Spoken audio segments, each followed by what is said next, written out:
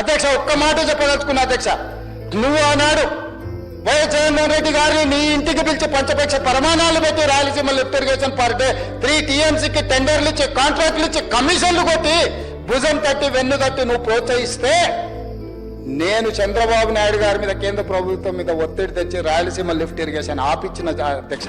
నా చరిత్ర ఇది, నీ నీతి గది. ఇవాళ నేను సూటిగా చెప్పదలుచుకునే వేదిక మీద నుంచి 2 రాష్ట్రాల మధ్యలో మంచి వాతావరణం ఉండాలని ఇప్పటి వరకు నేను సాధించిన విజయాన్ని కూడా నేను చెప్పలేదు అధ్యక్ష.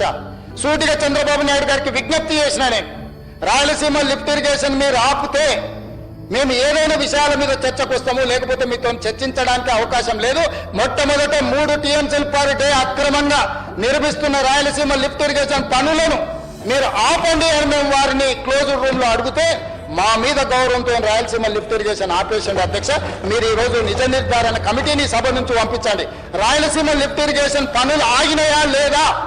ఉత్తమ్ కుమార్ రెడ్డి గారు మంత్రి అయిన తర్వాత కాంగ్రెస్ అధికారంలోకి వచ్చిన తర్వాత ఆగిన వాళ్ళ నిజ నిర్ధారణ కమిటీ పంపించండి అధ్యక్ష. మీరు ఆదేశాలు ఇవ్వండి అధ్యక్ష ఈ సభ నుంచి.